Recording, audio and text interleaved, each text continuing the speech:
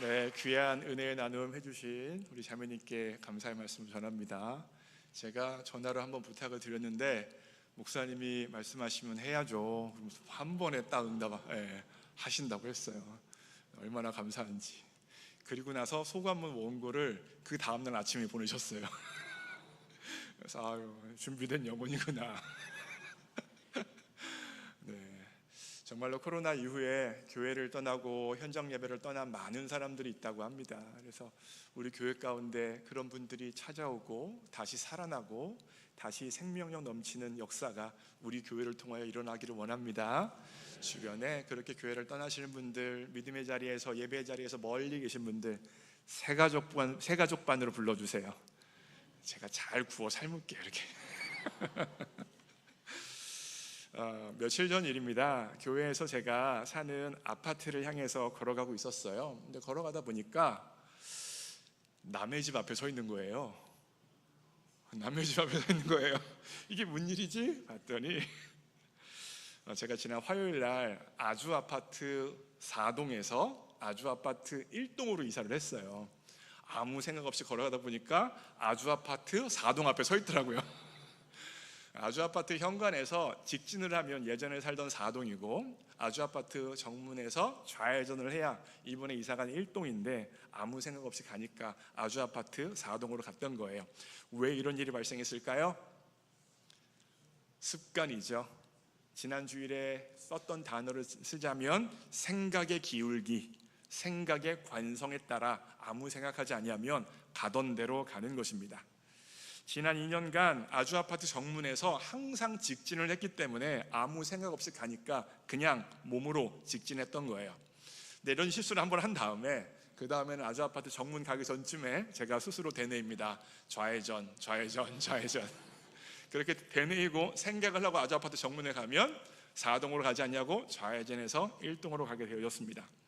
지난 주일에 저는 십자가의 연인인가 원수인가 라는 제목으로 설교를 했어요. 우리는 원래 십자가의 원수입니다.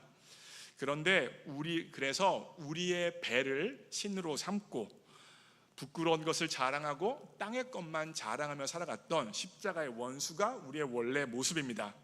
그게 우리의 생각의 기울기예요. 생각의 관성이에요. 그런데 하나님께서 은혜로 우리를 불러주시사 십자가의 연인으로 만들어 주셨습니다.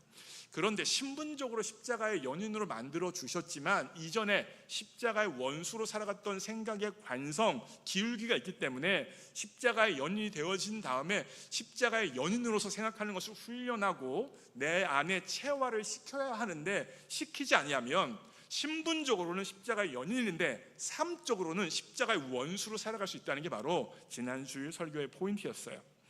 이걸 사도 바울은 골로새서 1장 13절을 통하여서 이렇게 설명을 합니다. 읽겠습니다. 시작. 그의 사랑의 아들의 나라로 옮기셨으니 우리는 원래 흑암의 권세 아래서 살았습니다. 그런데 하나님께서 우리를 하나님의 사랑받는 아들의 나라로 이사시키셨습니다. 제가 아주 아파트 4동에서 1동으로 이사한 것처럼요. 그런데 우리는 여전히 아주 아파트 4동에서 살아가던 생각의 기울기, 생각의 습관이 있는 거예요. 그래서 아무 생각을 하지 아니하면 하나님 나라의 시민이요 사랑받는 하나님 나라의 백성이 아니라 십자가의 연인이 아니라 십자가의 원수로 살아간다는 거예요. 아주 아파트 정문에 가기 전에 반드시 생각을 해야 한다는 것입니다. 이해가 되시죠? 요 맥락에서 사도 바울은 빌립보서 4장 1절에서 이렇게 말하고 있어요. 제가 읽어요. 그러므로 나의 사랑하고 사모하는 형제들, 나의 기쁨이요 면류가 아닌 사랑하는 자들아, 이와 같이 주 안에 서라. 4장 1절의 첫 단어가 무엇입니까? 그러므로예요. 그러므로는 지금까지 한 말의 결론, 결과를 표현하는 접속사입니다. 무슨 뜻이겠습니까? 이전까지 너희들이 십자가의 원수였는데 흑암의 권세 아래 놓였었는데 이젠 하나님의 사랑받는 아들의 나라로 옮겨졌으니 십자가의 연인이라는 사실을 기억하고 너희들의 삶을 살아가라. 아주 아파트 현관 정문 앞에 갔을 때 직진하지 말고 좌회전을 해라. 이것이 바로 4장 1절의 내용이에요. 제가 계속 비유로 이전에 살던 4동을 흑암의 권세라고 말하니까 여전히 4동에 살고 계신 전진 집사님께 상당히 죄송합니다. 네, 거기가 문제 있다는 비유예요, 비유. 네. 그렇다면 십자가의 원수가 아니라 연인으로서 어떻게 살아야 되는지를 설명하는 게 바로 빌립보서 4장의 내용인데, 그걸 보여주는 게 바로 4장 1절이에요. 4장 1절 보여주세요. 그러므로 나의 사랑하고 사모하는 형제들, 나의 기쁨이요 면류가 아닌 사랑하는 자들아, 이와 같이 주 안에 서라. 십자가의 연인으로서 어떻게 살아야 된다는 거예요? 주 안에서 삶을 살아가야 한다는 거예요. 그런데 주 안에서 서서 주 안에서 살아간다는 말이 무엇이냐? 제가 한 가지 포인트를 이렇게 정리했습니다. 주 안에 서는 것은 주 안에서 같은 마음을 품는 것입니다. 2절 보세요. 내가 유오디아를 권하고 순두개를 권하노니 주 안에서 어떤 마음이요? 같은 마음을 품으라. 여러분, 같은 마음 품어집니까? 결혼생활 오래 하신 분들, 5년 10년 이상 하신 분들, 배우자와 같은 마음이 품어져요? 항상은 아니지만 거의 다른 마음이죠. 어쩔 수 없어요. 부모님과 자녀의 관계에서 같은 마음이 품어져요? 자녀분들 부모님이랑 같은 마음이에요? 부모님들 자녀들과 같은 마음이에요? 아닐 거예요. 우리 모두는 다 각자의 입장, 각자의 생각, 각자의 감정을 가지고 있기 때문에 상대방과 같은 마음을 품는다는 건 불가능합니다. 가능하지 않아요. 그런데 주 안에서는 가능합니다. 주 밖에서는 불가능해요. 왜요? 다 각자의 생각, 각자의 입장, 각자의 감정이 있기 때문에. 근데 주 밖이 아니라 주 안으로 들어와 버리면 가능하다는 겁니다. 주 안에서 주님의 시선으로, 주님의 마음으로, 주님의 생각으로, 주님의 감정으로 나아가면 같은 마음을 품을 수가 있습니다. 그래서 오늘 제 결단 찬양이 뭐냐면요, 주님 마음 내게 주소서예요. 제가 결단 찬양 얘기하니까 설교 끝내는 줄 알고 좋으시죠? 보통 결단 찬양 말한다면 설교 끝내니까 제가 오늘은 아닙니다. 좀 더 할 거예요. 오늘 결단 찬양 그래서 주님 마음 내게 주소서예요. 주님 마음 어떤 마음입니까? 빌립보서 2장 5절이에요. 여러분 읽으실게요. 시작. 뭐라 곧 그리스도 예수의 마음이니. 어떤 마음이요? 주 안에서 그리스도 예수의 마음을 품으면 같은 마음이 되어질 수 있다는 거예요. 특별히 2절 말씀 보세요. 2절 말씀 보시면 내가 유오디아를 권하고 순두개를 권하노니 주 안에서 같은 마음을 품으라라고 이야기하며, 유오디아를 빌립보 교회에서 콕 집고 순두개를 콕 집어서 이야기하고 있어요.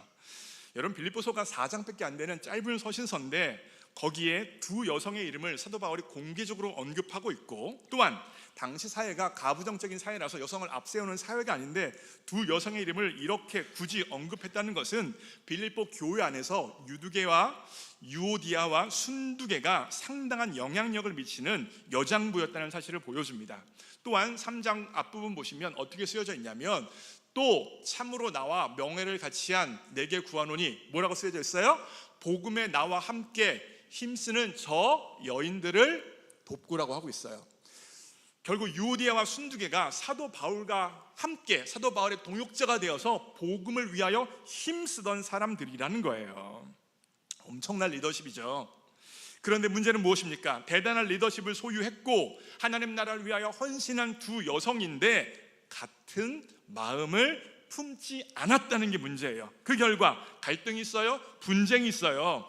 리더십을 소유한 사람들이요, 여러분, 두 사람 사이에 갈등과 분쟁이 생겨지잖아요. 그러면 리더십을 따르는 그 주변 사람들까지 갈등을 겪게 되어지는 거예요. 쉽게 말하면 교회 안에 A편, B편이 생겨버린다는 것입니다.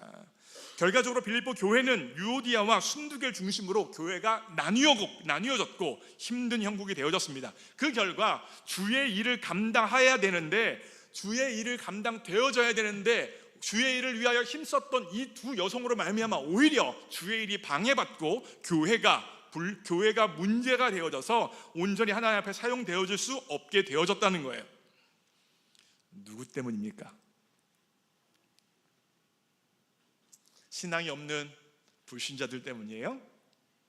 이제 막 신앙을 가졌던 초신자들 때문이에요? 아닙니다. 주의 일에 열심인 지도자들 때문이었습니다. 이것이 빌립보 교회만의 이야기일까요? 아닙니다. 모든 교회의 이야기고 세빛교회의 이야기일 수 있습니다. 다시 한번 강조해요. 교회가 크게 어려움을 겪고 무너지는 일은 비신자, 초신자들에 의하여 일어나지 않습니다.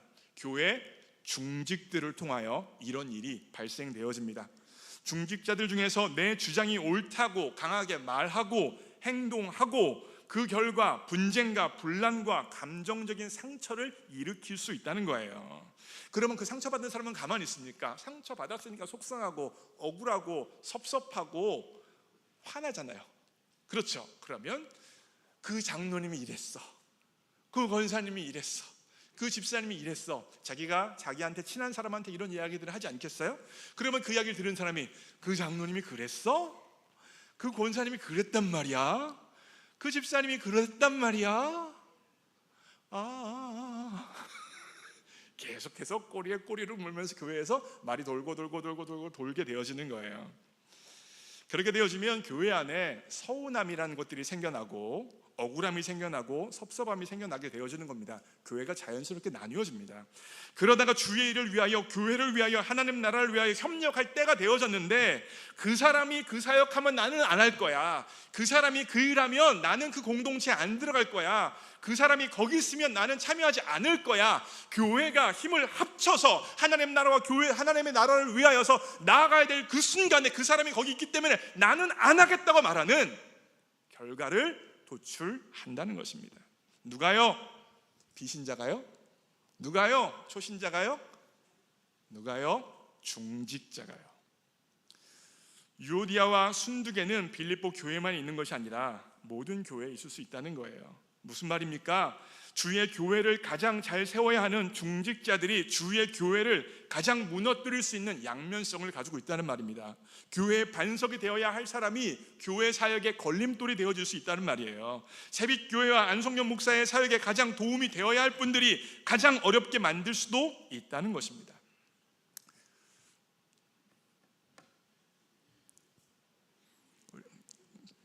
그렇다고요. 특별히 잘 들어보세요. 교회에서 진행되어지는 사역을 보면서, 다른 사람이 하는 사역들을 보면서 왜 저렇게 하지? 내가 하면 이렇게 할 건데 라는 생각을 자주 하시는 분들이 계십니까? 그리고 그렇게 생각하는 것을 넘어서서 그렇게 사역하는 사람들을 향하여서 내가 사역하는 방식, 내가 일하는 방식이 옳고 바르고 효과적으로 이야기하면서 이렇게 할 것을 가르치시는 분들이 꽤 많으십니까? 혹은 이미 공동체에서 이렇게 할 것을 결정을 했어요. 그런데 내가 들어가서 그 결정들을 뒤집어 버리는 경우가 있지 않으십니까? 그렇다면 그분이 바로 유오디아와 순두개일 확률이 굉장히 높습니다. 지금 이 설교를 들으시면서 어떤 장로님이 떠오르세요? 권사님이? 집사님이 떠오르십니까? 그 장로님, 권사님, 집사님이 이 설교 잘 듣고 있나 궁금하십니까? 그 장로님, 권사님, 집사님 오늘 교회 안 온 거 아니야? 그런 마음 품고 계십니까? 그 생각한 그분이 바로 유오디아 순두개입니다. 누가요? 그 생각한 분이 바로 유오디아 순두개라는 거예요. 그래서 이 시간 이렇게 한번 고백을 해보겠습니다. 한 사람은 나는 유오디아야 그러면 반대편 사람은 나는 순두개야 고백합니다. 시작. 말이 잘 안 나와요? 본인 이야기라서. 내가 유오디아야, 내가 순두개야. 우리는 한 마음을 가질 수가 없어요. 주님 밖에서는요. 주님 안에서만 가질 수 있는데, 이 포인트를 사도 바울은 오늘 5절에서 이와 같은 방식으로 설명을 합니다. 너희 관용을 모든 사람에게 알게 하라. 주께서 가까우시니라. 일반적으로 관용은요, 참고 인내하는 거예요. 그런데 제가 설교를 준비하면서 켄트럴 학자가 쓴 글을 봤는데 관용에 대해서 이렇게 정의했습니다. 관용은 자신의 당연한 권리를 포기하고 다른 사람들에게 너그럽게 대하는 태도다. 말이 길죠. 쉽게 말하면 관용은 나의 권리 포기라는 거예요. 일반적으로 세상을 살아가는 이치가 있는데, 눈에는 눈, 이에는 이입니다. 나에게 상처를 줬으면 나도 상처를 주는 것이고, 나에게 피해를 줬으면 피해를 갚아주는 것이고, 나를 힘들게 했으면 그 사람을 힘들게 하는 거예요. 그렇잖아요. 그게 세상을 살아가는 이치죠. 그런데 관용은 무엇입니까? 내가 피해를 받았어요? 억울해요? 상처 받았어요? 그러면 되갚아야 되는데, 그게 당연한 권리인데 멈추고 선으로 악을 갚는 것이 바로 관용이라는 거예요. 제가 이 설교를 준비하면서 예전에 최병래 목사님 설교 들은 게 생각이 났어요. 무슨 내용이었냐면 우리가 사용하지 않는 권리가 상급이 되어진다는 겁니다. 그걸 고린도전서 9장 18절에 이렇게 나와요. 여러분들 한번 읽어보실게요. 읽습니다. 시작. 그런즉 내 상이 무엇이냐? 내가 복음을 전할 때에 값없이 전하고 복음으로 말미암아 내게 있는 권리를 다 쓰지 아니하는 이것이로다.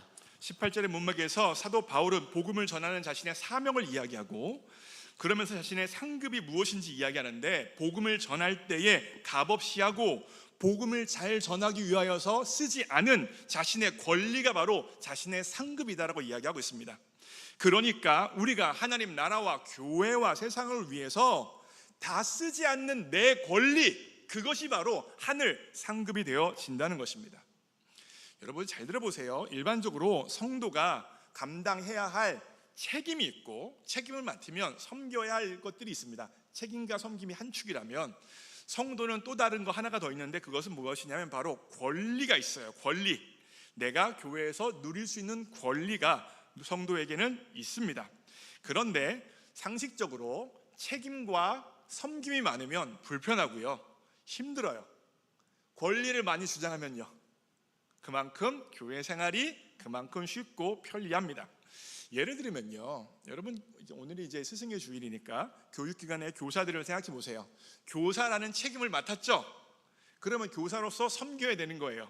그러면 기본적으로 교사로서 섬기기 위해서 어떤 섬김을 해야 되는 것입니까? 11시에 교육기관 예배를 드리기 위하여서 9시에 일찍 2시간 나와야 되는 섬김을 해야 하는 것이고, 아이들을 맞이해야 하는 것이고, 아이들을 신방해야 하는 것이고, 성경 공부를 준비해야 하는 것이고, 아이들을 위해 기도해야 하는 거예요. 이거 안 하면 편합니다. 그렇잖아요. 2시간 일찍 안 나와야 되는 게 얼마나 좋습니까? 결과적으로 성도가 책임과 섬김을 많이 하는 것만큼 불편해지고 권리를 많이 누리는 것만큼 편리한 것이 되어질 수밖에 없습니다. 이해가 되시죠?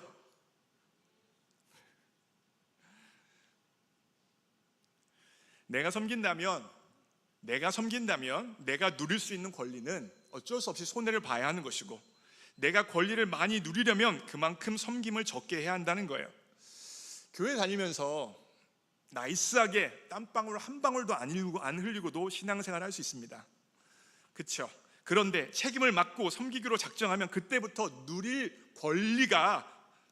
권리의 시간이 사라집니다. 포기해야 할 권리가 너무 많아집니다. 그래서 사명을 많이 감당한 사람일수록 못 쓴 권리가 더 많다는 거예요. 그런데 그 못 누린 권리, 못 쓴 권리가 하늘나라의 상급이 되어진답니다. 제가 고린도후서 다시 한번 읽어요. 9장 18절. 그런즉 내 상이 무엇이냐? 내가 복음을 전할 때 값없이 전하고 복음으로 말미암아 내게 쓰는 권리를 다 쓰지 아니하는 이것이로다. 사도 바울은 이걸 정확히 따와서 관용이란 말로 설명을 하고 있는 거예요. 눈에는 눈, 이에는 인데 눈으로 반응하지 않냐고, 이로 반응하지 않냐고 내 삶을 살아가는 것입니다. 더 구체적으로 말하면 이래요. 여러분, 교회 그냥 와도 되는데 식당 봉사를 하면 괜한 말을 듣습니다. 이거 짜다, 이거 왜 이렇게 했냐, 이렇게밖에 못하냐란 말을 듣는 거예요. 주방 봉사 안 했으면 그런 말 안 들어도 되는 것이고, 서운하지 않아도 되는 것이고, 화나지 않아도 되는 것인데, 섬기다 보니 그와 같은 서운한 말, 억울한 말을 듣게 되어진다는 겁니다. 그런데 그 서운한 말 듣는 것, 억울한 말 듣는 것, 그리고 그 서운한 말과 억울한 말에 대해서 즉각적으로 반응하지 않고 참는 것, 그것이 바로 하나님이 주시는 상급이 되어진다는 것입니다. 교회를 다니면 서운한 일 없어요. 그런데 스승의 주일이니까 교회 학교 사역을 하다 보면 서운한 일이 많이 생깁니다. 학교 선생님한테는 스승의 날이라고 선물도 드리고 인사도 하고 이것저것 다 하는데, 우리 교사들한테는 몇 년을 교사로 수고해도 아이도 부모도 고맙다는 이야기 하지 않아요. 물론 하시는 분들 계실 거예요. 물론 고맙다는 말 들으려고 교사한 건 아닌데, 그래도 예의가 있죠. 고맙다는 말을 하지 않는 겁니다. 그리고 오히려 요즘 교사들은 헌신이 부족하다, 요즘 교사들은 아이들을 위해 기도하지 않는다, 요즘 교사들은 왜 이러냐, 우리 때와 다르다는 이야기를 막 들린다고 생각해 보세요. 지금 교사하는 분들이 얼마나 속상하겠어요. 얼마나 억울하겠어요. 얼마나 가슴이 찢어지겠습니까? 그런데 그런 말을 들었을 때 그걸 감당하고 하나님 앞에 올려드리며 교사의 직분을 감당하고 있다면 그것이 바로 상급이 되어진다는 것입니다. 뿐만 아니라 교회 사역을 하다 보면 다른 사람이 하는 방식보다 내 방식이 더 효과적으로 보이고, 나아가 내가 일하는 방식이 더 옳아 보이는 순간들이 있어요. 내가 더 잘할 것 같습니다. 그런데 나보다 못하는 사람들이 하는 일들을 봐주면서 그 사람들이 일을 잘할 수 있도록 키워주고 있는 것, 견뎌주는 것, 그 답답함을 견뎌주는 것 자체가 하나님 나라의 상급이 되어진다는 것입니다. 그러기에 사랑하는 새빛가족 여러분, 우리는요 원래 십자가의 원수예요. 그런데 하나님께서 우리를 하나님의 아들의 나라로 이사시켜 주셨습니다. 4동에서 1동으로 이사시켜 주셨습니다. 그 삶을 살아가는 방식이 무엇이어야 한다는 것입니까? 주 안에 서는 것이고, 같은 마음을 품는 것이고, 권리를 포기하는 것입니다.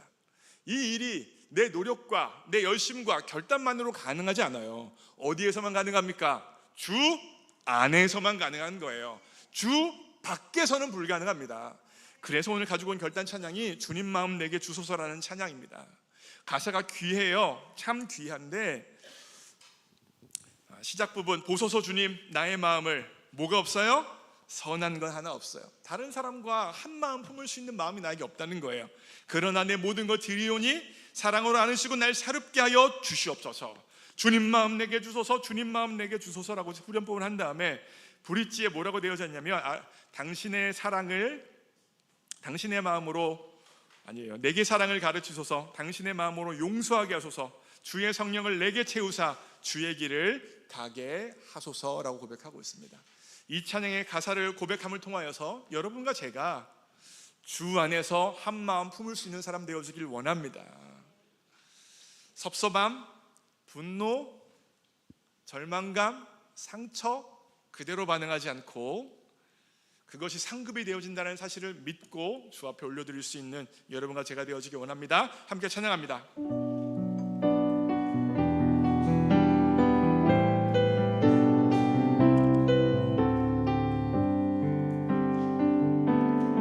보소서 주님 나의 마음을, 선한 것 하나 없습니다. 그러나 내 모든 것 주께 드립니다. 사랑으로 안으시고 날 새롭게 하소서. 다시 한번 보소서 주님, 보소서 주님 나의 마음을, 선한 것 하나 없습니다. 그러나 내 모든 것 주께 드립니다. 사랑으로 안으시고 날 새롭게 하소서. 주님 마음 내게 주소서. 내 아버지 주님 마음 내게 주소서. 나를 향하신 주님의 뜻이 이루어지도록 주님 마음 내게 주소서. 내게 사랑을 가르치소서. 내게 사랑을 가르치소서. 당신의 마음으로 용서하게 하소서. 주의 성령 내게 채우사 주의 길 가게 하소서. 주님 당신 마음 주님 마음 내게 주소서. 주님 마음 내게 주소서. 내 아버지 주님 마음 내게 주소서. 나를 향하신 주님의 뜻이 이루어지도록 주님 마음 내게 마지막으로 찬양합니다. 주소서. 주님 마음 내게 주소서.